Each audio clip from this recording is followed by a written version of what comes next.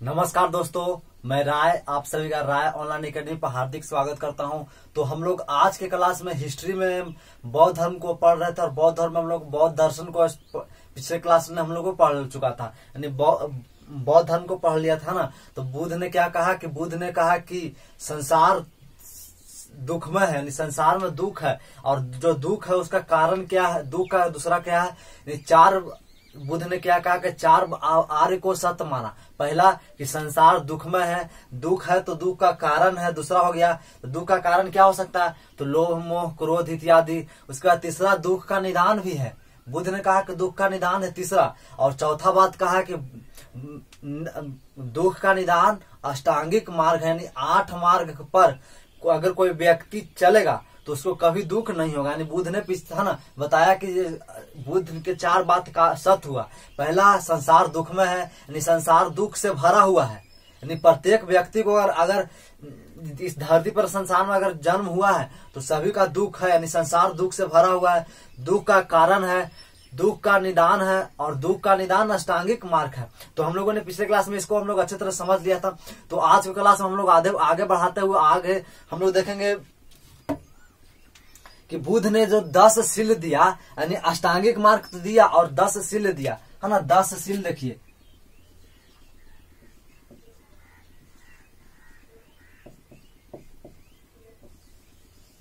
बुद्ध ने निर्माण प्राप्ति के लिए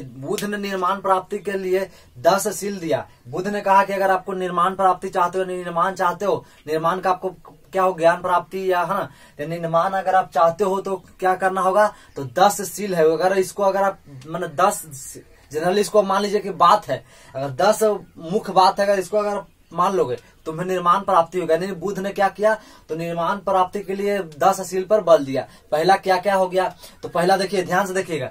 पहला हो गया अहिंसा, मतलब हिंसा नहीं करो। पहला क्या बोले कि अहिंसा, और हिंसा नहीं करो। उसके बाद क्या बोले, हमेशा सच बोलो, यानी सत्य बोलो।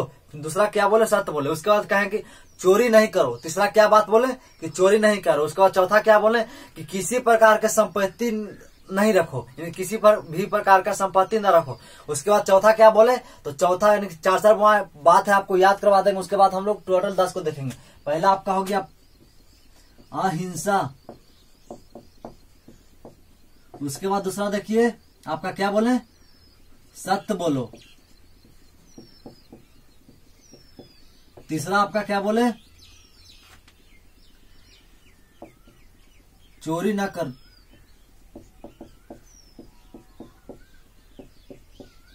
चौथा क्या बोले,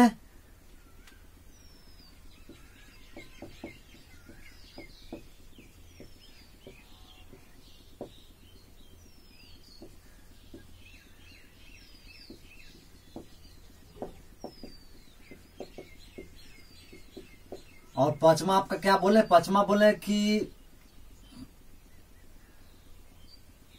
मद सेवन ना करो, यानी शराब तराब है ना, गांजा भागा ना पियो, सेवन।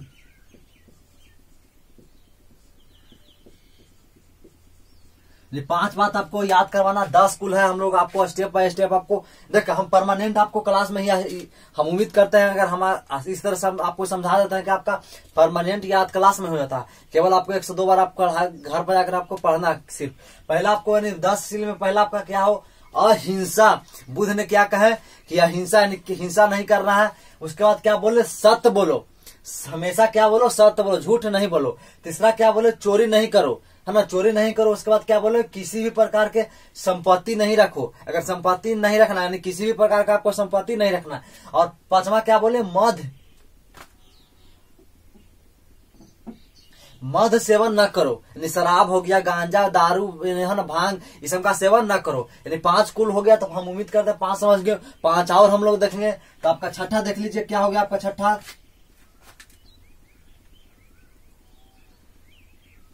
असमय, यानी समय से भोजन करो। समय से भोजन करो। उसके बाद क्या बोले, सेवन देख लीजिए। तो आपका बोले कि सुखप्रद, यानी बिस्तर है सुखप्रद,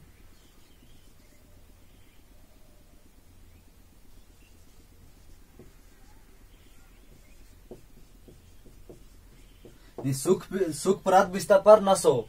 उसके बाद क्या बोले आपका 8 हो गया ना। 8 देखिए, 8 बोले धन संचय न करो, धन संचय।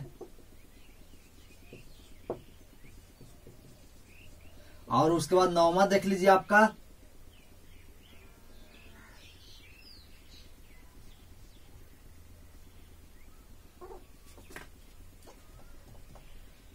देखिए, पहला आपका याद कीजिए, तो उसके बाद हम लोग 9वां देखें। पहला हो गया अहिंसा, यानी किसी प्रकार का किसी को हिंसा नहीं करो, मारो काटो नहीं। इसके बाद क्या बोले, हमेशा सच बोलो, यानी हमेशा सच बोलो, झूठ कभी नहीं बोलो। फिर क्या कहें, ऐसा नहीं कि आपको मैं बात बोल रहा हूँ कि इसके जगह पर आपको क्या रहे, अलग शब्द का चेंजिंग भी हो सकता है। जैसे मैं यहाँ लिखा हूँ सत्य बोलो, तो आपको ये लिखे यहाँ बदल के भी रह सकता है आपको कि कभी झूठ ना बोलो, ये भी रख सकता है। तो ये आप कॉमन सेंस की बात रह गया है ना, कि कॉमन सेंस का आपको खुद से यूज करना है। ऐसा नहीं कि मैं लिखा दिया कि सत्य, हमेशा सत्य बोलो, और आपको अगर क्वेश्चन आ गया कि हमेशा झूठ ना बोलो, तो ये दोनों का अर्थ एक ही है ना। तो उसके बाद क्या बोलो कि चोरी नहीं करना है, यानी कि चोरी नहीं करना। चौथा क्या है कि किसी भी प्रकार के संपत्ति न रखो, यानी संपत्ति, किसी भी प्रकार की संपत्ति नहीं रखना है। उसके बाद क्या बोले, मद सेवन न करो, यानी मद का सेवन है ना, दारू शराब गांजा इस भांग इस सब का सेवन न करो। उसके बाद बोले समय से भोजन करो, यानी समय से आप जो भी आप भोजन कर रहे हैं उसको समय से प्रॉपर तरीके से भोजन करो। इसकी जगह पर आपको एक भी रह सकता है कि असमय भोजन ना करे, ये भी हो सकता है। उसके बाद सुखप्रद बिस्तर, सुखप्रद बिस्तर का मतलब हो गया जो सुख सुविधा के लिए आप बिस्तर मतलब है ना, चटाई वगैरह सोते हैं, उस पर आप नहीं सो। जैसे AC, fridge, cooler, sofa set, इस सब का प्रयोग नहीं करो। सिंपल आप एक खटिया लो और खटिया पर सो, है ना। ग्रामीण परिवेश में आज भी लोग जिस तरह से सोते हैं उसको देखिए, उनको दुख यानी कि दर्द शरीर में नहीं होता है। यानी जनरली अगर टाउन में देखिएगा तो लोग एसी, फ्रिज, कूलर और सोफा सेट का उपयोग करते हैं, तो क्या होता है कि इनके शरीर में दर्द ही दर्द होता है, यानी कि शरीर में कमर में दर्द, कभी पैर में दर्द, कभी तो हाथ में दर्द, तो कभी ये में। इसलिए डॉक्टर सलाह देता है कि आप क्या कीजिए, तो एक आपके समतल पर सोइए, यानी धरती पर सोइए, केवल आप एक चटाई बिछाकर, यानी डॉक्टर सलाह भी देता है क्या, तो डॉक्टर सलाह क्या देता है कि सुखप्रद बिस्तर पर नहीं सोना है, एसी, फ्रिज, कूलर इस सब का उपयोग नहीं करना। ऐसा नहीं ना, सोफा सेट यानी जो भी कर सकते हैं उस सब का प्रयोग नहीं करना है। उसके बाद है कि धन संचय नहीं करना है। और आपका 9वां क्या हो गया, स्त्री से दूर रहो। स्त्री से क्या रहना है, तो आपको स्त्री से नजदीक नहीं रहना, दूर रहना है। और आपका 10वां है आपका नृत्य संगीत से भी दूर रहो, नृत्य संगीत से दूर रहो। तो ये आपका 10 शील किसने दिया, गौतम बुद्ध ने। तो वो है, उसका बाद हम लोग आगे देखेंगे। आपका इसके बाद आपका पढ़ना है बौद्ध संगीति, यानी बौद्ध संगीति को देखेंगे।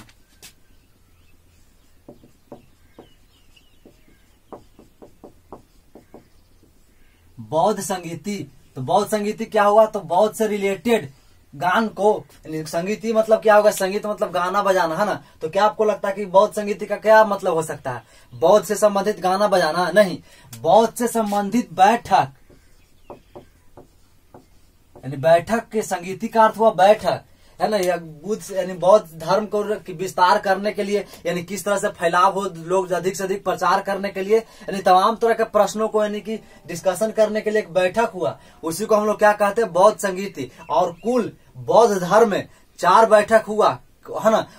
4 बैठक हुआ, तो हम लोग आज देखेंगे कि 4 बैठक कहाँ किस जगह पर हुआ, यानी किसके राजा के शासनकाल में हुआ, और जो बैठक का अध्यक्षता कौन कर रहा था ना, यानी कब हुआ, सभी तरह का हम लोग देखेंगे। तो आपका लिख लेंगे आपका संख्या, यहाँ आपको लिखना है संख्या, और उसके बाद आपको लिखना है ईस्वी। उसके बाद आपका हो गया शासक, उसके बाद आप देख लीजिए शासक के बाद आपका हो गया कौन, स्थल, यानी किस जगह पर हुआ है। और एक आपका हो गया अध्यक्षता, और ये आपका हो गया विषय वस्तु।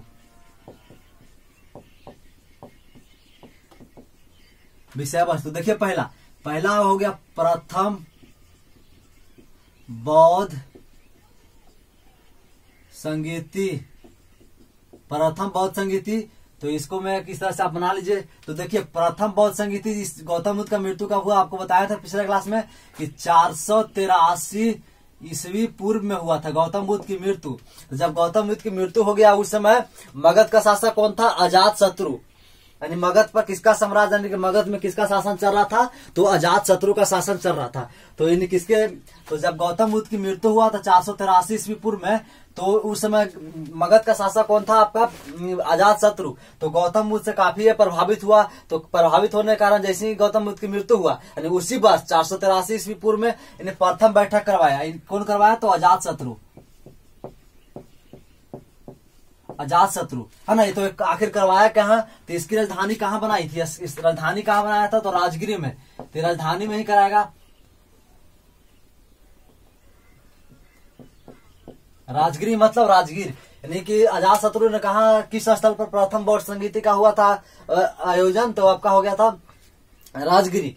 तो उस समय के काफी प्रसिद्ध एक बौद्ध क्या थे, बौद्ध ऋषि थे। उनका नाम क्या है बताइए, अगर जानते होंगे तो, जानते होंगे तो बताइए। उनका नाम था महाकाश्यप।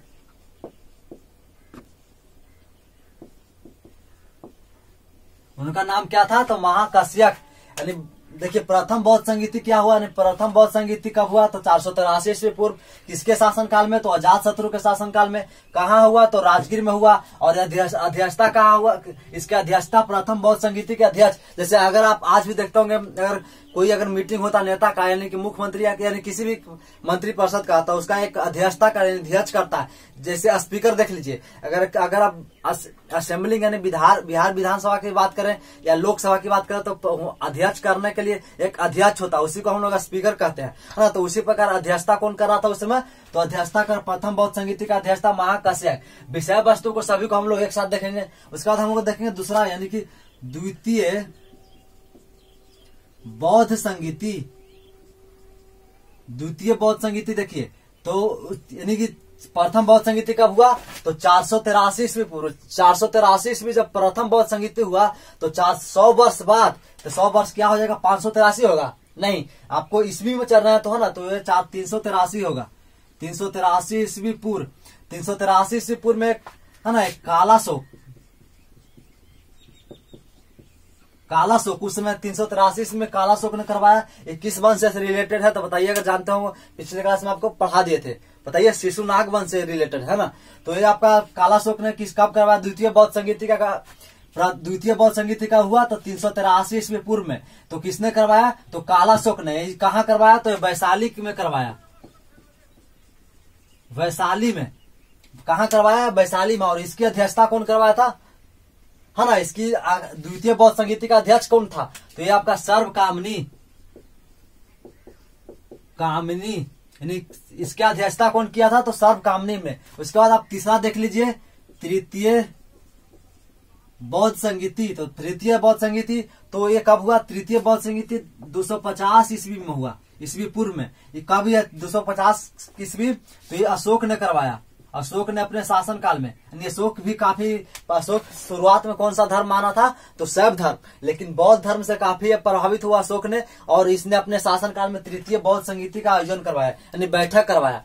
तो अशोक, तो इसके अशोक ने कहाँ करवाया, तो अशोक की राजधानी कहाँ थी बताइए, पाटलिपुत्र। तो पाटलिपुत्र में हो गया आपका पाटलिपुत्र। और इसकी अध्यक्षता कौन किया था बताइए, देखो इसकी अध्यक्षता कौन किया था बताइए, अगर जानते होंगे तो। तृतीय बौद्ध संगीति की अध्यक्षता किसने किया था, है ना। तो इसका अध्यक्षता क्या था, मोंगलीपुतीस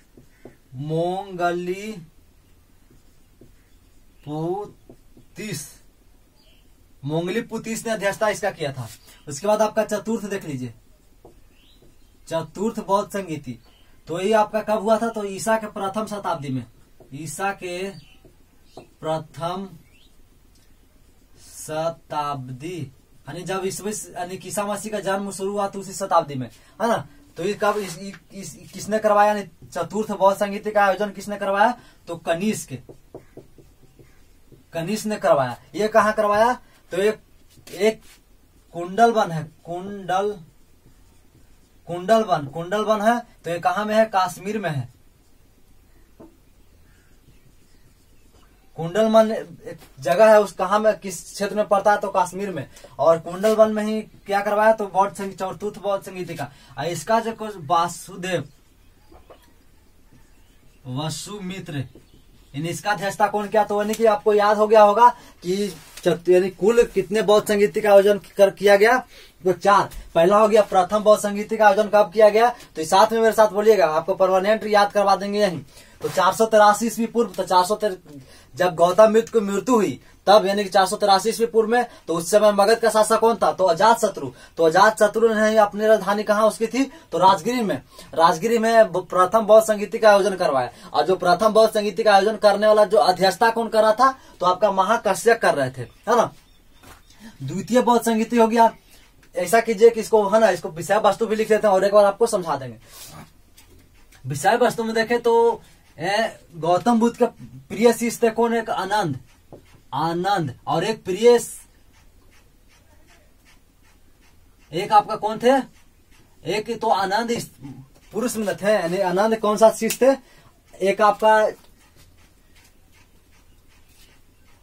आपका यानी कि बुद्ध के प्रथम यानी कि प्रिय, सबसे प्रिय शिष्य कौन थे, बुद्ध के प्रिय शिष्य कौन थे आपका, एक आनंद थे। और एक आपका प्रिय शिष्य उपाली थी, यानी स्त्री है उपाली।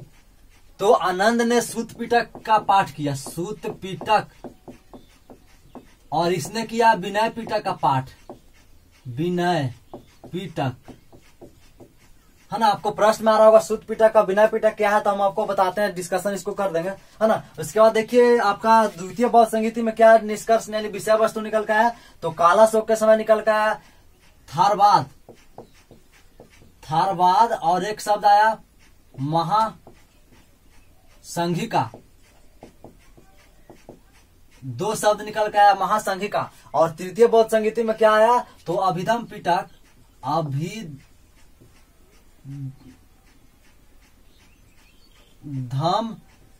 पिटक की रचना किया गया, यानी शोक ने रचना करवाया अभिधम पिटक। और ये बौद्ध दर्शन, यानी बौद्ध दर्शन कहाँ से ले लिया गया, तो अभिधम पिटक से। हम लोग आपको बताएंगे कि अभिधम पिटक क्या है। और चतुर्थ में आपका जो कनिष्क के समय में जो बौद्ध धर्म था, जो 2 भाग, बौद्ध धर्म का जो शाखा 2 शाखा में विभाजित हो गया। एक शाखा को हम लोग कहेंगे हीनयान और एक को कहेंगे महायान। एक शाखा को कहेंगे हीनयान, एक शाखा को हम लोग क्या कहेंगे, तो महायान कहेंगे। तो देखिए आपको एक बार आप रिकॉल करवा देते हैं। तो प्रथम बौद्ध संगीत का क्या कब हुआ, तो 483 ईस्वी पूर्व में अजात शत्रु ने करवाया और राजगिरी में करवाया, है ना।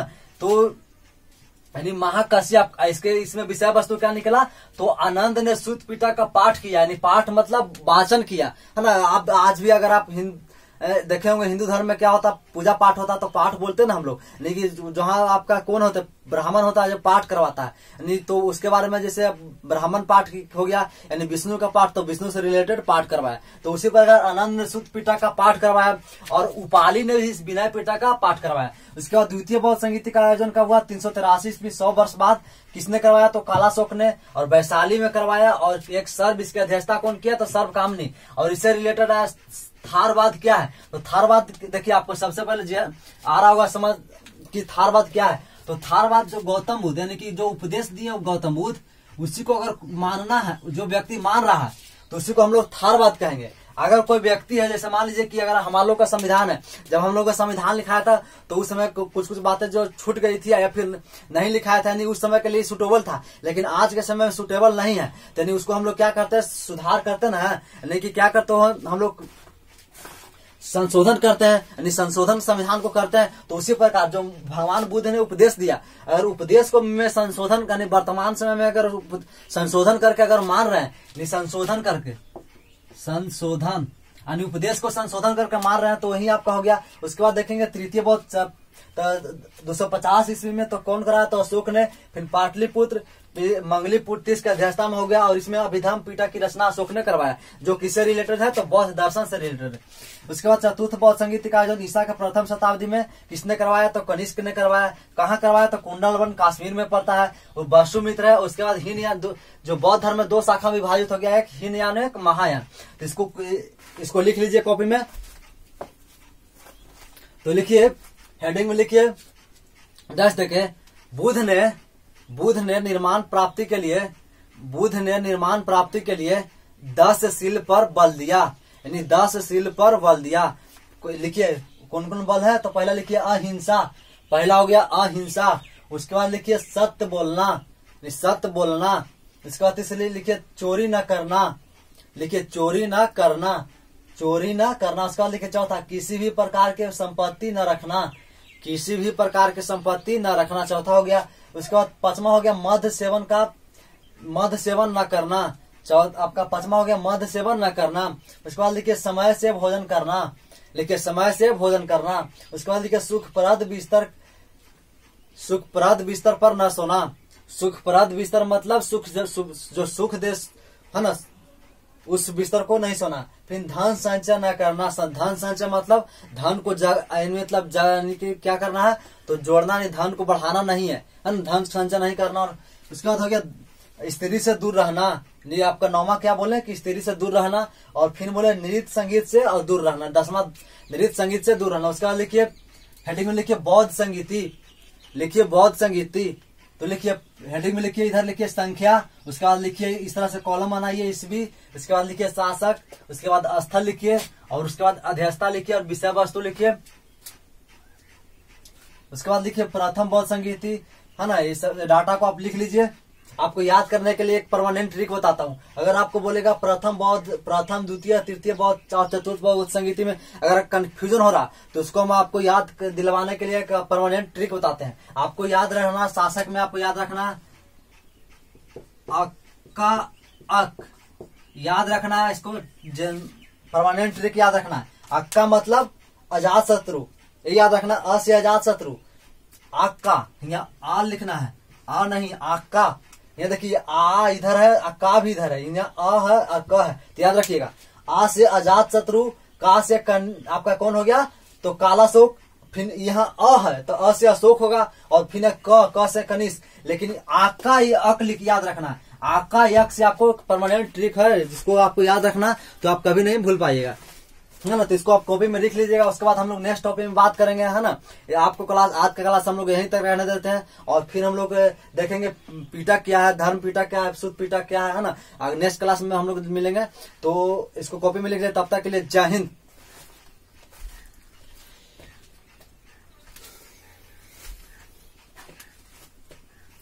तो आप सभी से कोई रिक्वेस्ट है, अगर वीडियो अच्छा लगा तो अधिक से अधिक शेयर कीजिए, सब्सक्राइब, और अगर नया स्टूडेंट तो सब्सक्राइब कीजिए, और एक लाइक जरूर दीजिए, है ना। लाइक से है ना आपका अटेंडेंस बनता है, तो इसके लिए बार ना, तो वंदे मातरम, जय हिंद।